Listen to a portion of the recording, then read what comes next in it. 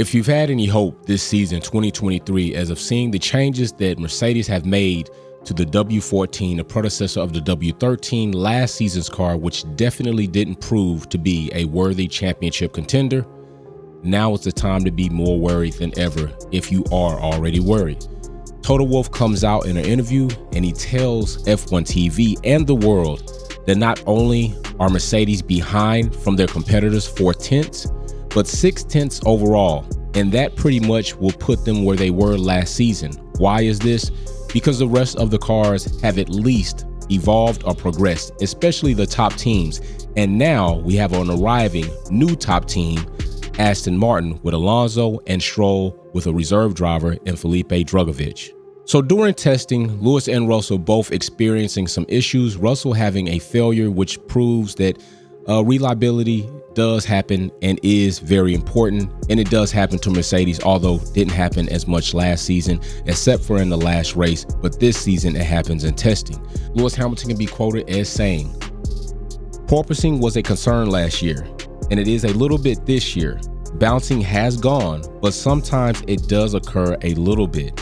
If you go back and look at some of the classifications in testing, day 1, day 2, and day 3, I think all 3 days may have shown people that there still was some struggle at Mercedes, although still some optimism given the car looked better, it was handling better, the drivers were more comfortable there.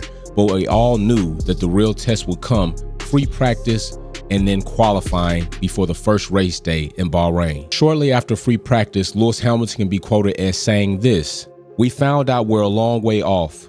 It's a big gap. I've taken the car to the best pace I can get it." Lewis Hamilton, arguably the greatest driver in Formula One, definitely the most decorated driver right now on the Formula One grid, still driving today, is telling us that I've done the best I can do with the machinery that Mercedes has provided to me. So some would start to wonder right after free practice, is it time to change the direction and go into a different philosophy than that of the slimmed down Sidepods and join the rest of the grid with adopting Ferrari and Red Bull like Sidepods, essentially going bigger. Even Russell after qualifying can be quoted as saying this, "We know Ferrari's always strong in qualifying pace. I think we'll have a better chance against them." Lewis goes on to say, "We thought it was going to be a bigger gap, and perhaps in the race it will be a bigger gap." Although Lewis and Russell still a little bit invested in the design, which I thought Lewis Hamilton, if he's there and he was being positive, so many people talking about the dancing he was doing out of the car, that he was. But I do think their idea about the car and the possibility and the progress that could be made by Mercedes had changed. But then that was fall short due to Toto's interview. Toto pretty much admits, as the head of Mercedes, that indeed it may be time for them to look into greener pastures. That perhaps maybe this philosophy and this concept, although they thought they were getting a handle on it, may not be the one to do. Maybe it is time for us to go to a bigger side pod. But does a bigger side pod mean a side pod that more looks like what we already see on the grid from other teams that have adopted the ways of Red Bull and Ferrari? I'm not so sure about that. I understand they put out the rendering about Red Bull side pods on a Mercedes, but let's just be honest. Even if you copy and paste Red Bull side pods onto a Mercedes, there's still a learning curve there that Mercedes will have to overcome. And along with that learning curve are going to come an onset of challenges that maybe they already face. But one thing and one positive note to that is you have plenty teams on the grid to collect visual and data from in order to reduce that learning curve and get on track. But how long and how soon will that be? Will it be mid-season? Will it be the 5th or 6th race in the season? Has Mercedes already developed these side pods and maybe just hinting around to it? I think that's a big gamble to go into the first race knowing that you're not going to be successful or competitive.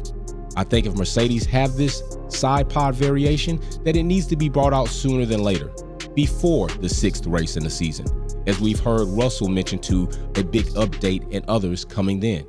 Mike Elliott even talking about the front wash furniture, not a big game changer, but it could possibly make its way back onto the Mercedes. Mercedes have a lot of things to consider. They have a lot of things to go ahead and get to work on, and they have two drivers that they need to go ahead and prove themselves to, just like Ferrari is trying to prove themselves to Charles Leclerc this season. So that's it. That's what we got. We'll see what happens in the rest of the season. I think there will be some big changes to come. Thanks for joining Performance Talk, Wolfpack Performance Podcast. I'm your host, Jay. Peace. Thanks for watching another episode of Wolfpack Performance. Don't forget to check out some of my other content on Formula One and motorsports topics. Like, share, subscribe, and we go live on the weekends. See you soon.